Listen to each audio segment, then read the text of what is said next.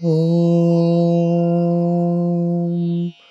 Guru Brahma Guru Vishnu Guru Devo Maheshwara Guru Sakshat Parabrahma Tasmai Shri Gurave Namaha.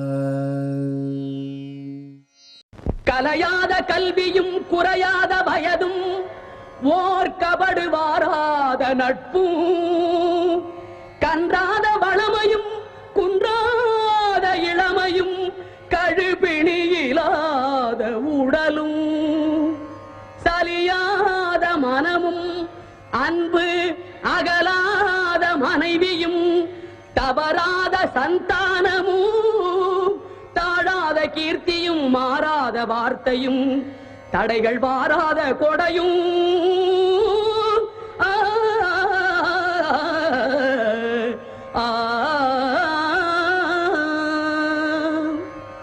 தொலையாத நிதியமும் கோணாத கோலும் ஒரு துன்பமில்லாத வாழ்வும் துய்யனின் பாதத்தில் அன்பும் உதவி பெரிய தொண்டரோடு கூட்டு கண்டாய்.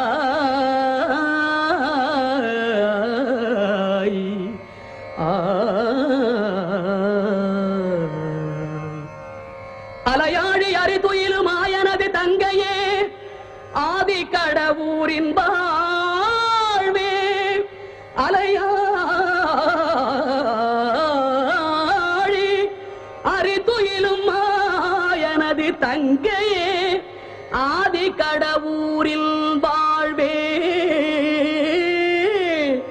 அமுதீசர் ஒரு பாகம் அகலாத சுகபாணி அருள்பாமி அபிராமியே அமுதீசர் ஒரு பாகம் அகலாத சுகபாணி அருள்பாமி அபிராமியே.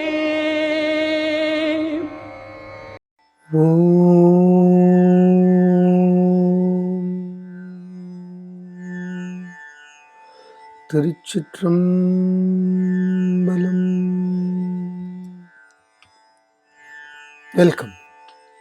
We have now reached the climax song of Abhiraami Andhaadhi, and everything else that follows this song is the epilogue.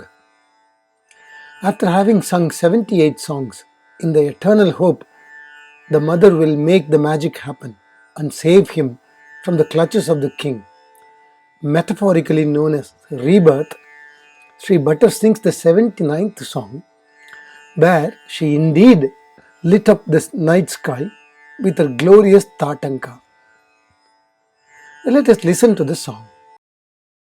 விழிக்கே அருள் உண்டு அபிராமவல்லிக்கு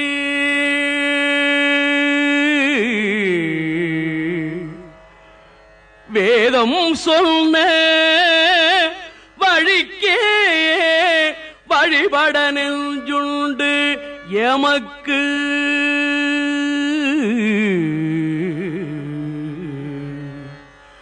அவ்வழி கிடக்க பழிக்கே சுழன்று வெம்பாவங்களே செய்து நரக குழிக்கே அழுந்தும் கயவர் தம்மோடல் கூட்டினியே. Upon listening to this poem, when this is sung or recited, at first it is natural for the reader or listener to get confused as to why is Subramanya having a go at people when he says Padikke Surandru Vem Pavangale Seidu Paal Naraga Kudikke Adundum Kayavardammodu Enna Kootiniye. However, upon introspection, it would be clear he does not refer to humans but to the five senses that rules all of us. Many great saints have sung the nature of the sensory organs and their negative effects, like Aimbulak Kalvar, Agatil Pugumbodu, Agatil Ni Illayo Arunachala, sung by Sri Bhagavan Ramana Maharishi in Arunachala Aksharamana. Here in this song, Sri Bhattar says, I do not want to associate myself with these kayavara or the five senses. To be able to understand this better, we must take the help of Advaita Vedanta. Advaita Vedanta is a concept. A concept can be accepted or rejected. It could be proved or disproved. We humans detect the reality by our five senses. This is a terrible limitation. How do we detect the reality that is beyond the five senses? Light waves cannot be touched directly by any of our five senses. But when an object scatters it, it can be inferred or intuited. X-ray cannot be touched directly by any one of our five senses. But when it creates an impression on a film, it can be inferred and intuited. Electricity is an invisible force, and so is gravitational force, and so is magnetic force or any other force for that matter. We can never ever touch these forces directly with our senses, but they can all be inferred and intuited by the effects they have on totality.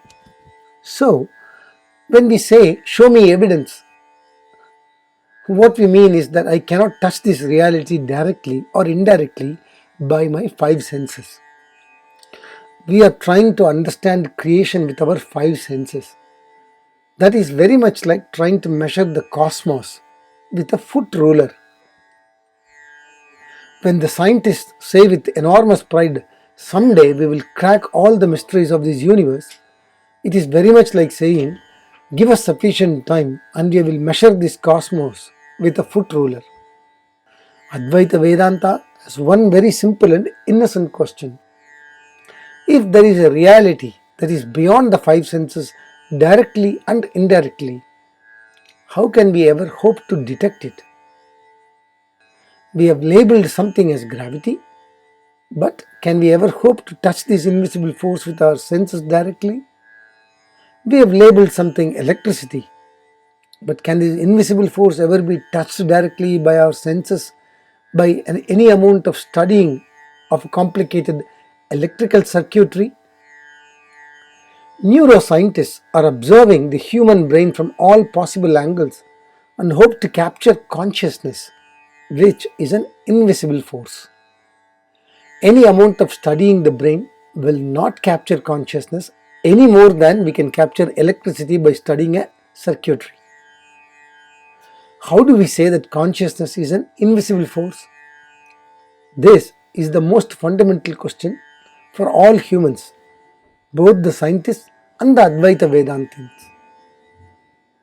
The answer given by Advaita Vedanta is utterly simple, but debatable for those who want to debate it. Consciousness is self-luminous and self-evident. It is utterly obvious and unmistakable, but beyond the five senses. It is incomprehensible. It is not an object that can be perceived. It does not seem to have any boundaries. It does not seem to have an inherent name or form. It does not seem to have a location or dimension. It is the nearest and dearest to us. It is the very core of our being. It is most intimate to us, like the mother. Just as the eye can see everything else but itself, consciousness can see everything else but itself. It is impossible to get behind consciousness and observe it. All living creatures can feel this consciousness, but none can comprehend it. From all these facts, consciousness infers and intuits that it is infinite and eternal. We are sharing this consciousness. There is not you or me. Now, this is a postulate and it can never be proved or disproved.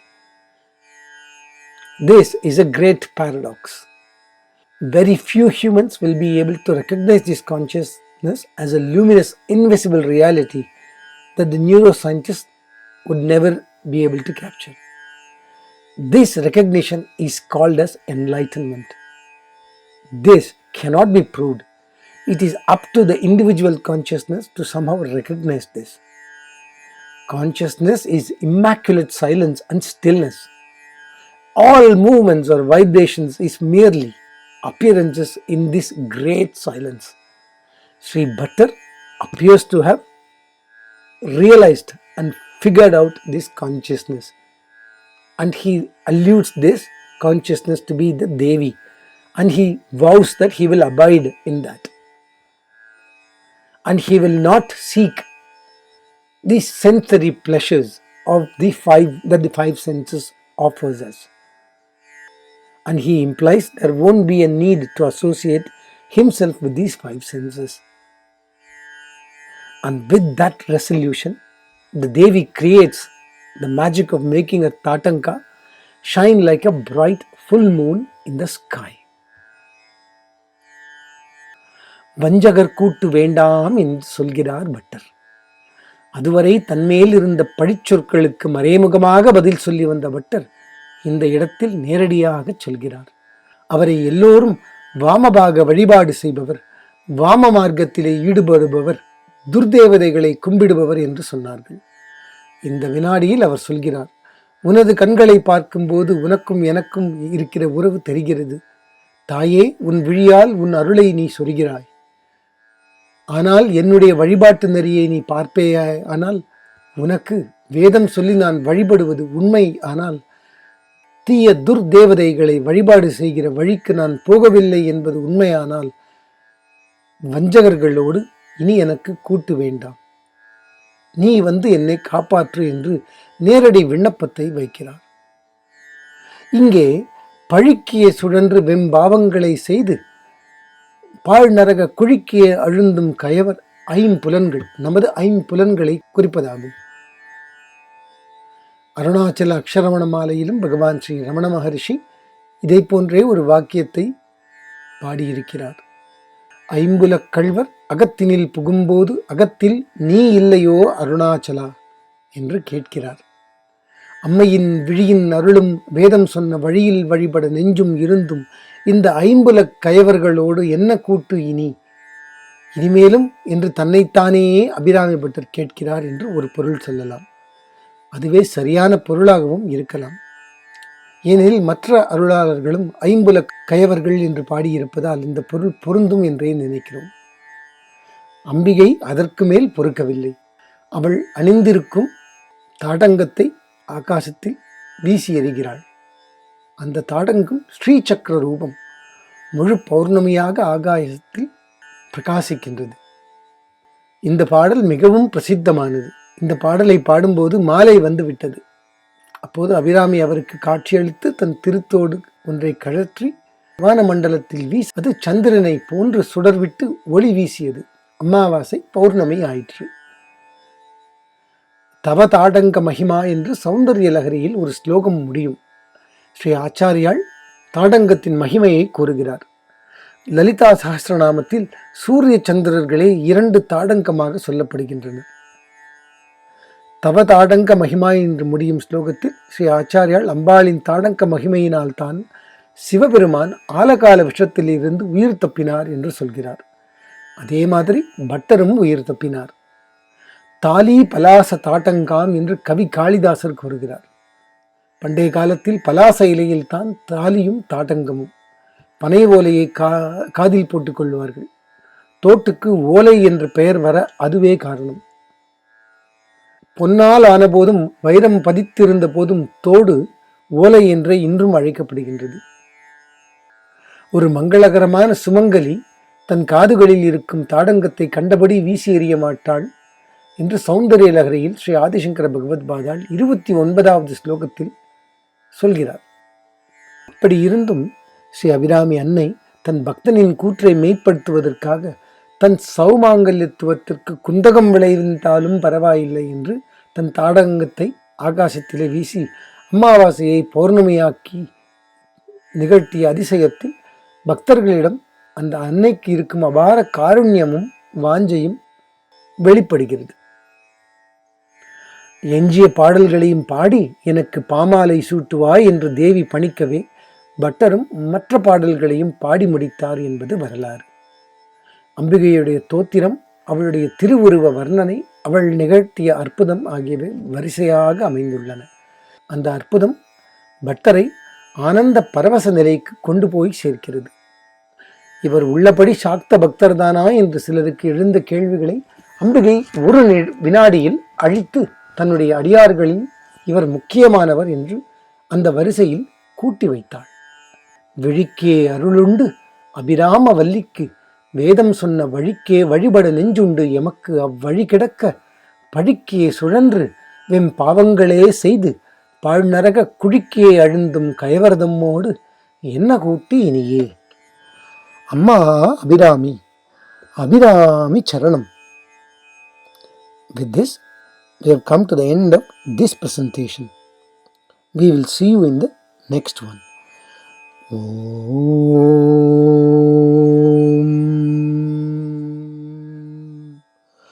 திருச்சிற்றம்பலம். ஓம் சர்வே பவந்து சுகினஹ सर्वे सन्तु निरामया सर्वे भद्राणि पश्यन्तु मा कश्चित् दुःखभाग् भवेत्. असतो मा सद्गमय तमसो मा ज्योतिर्गमय मृत्योर्मामृतं गमय.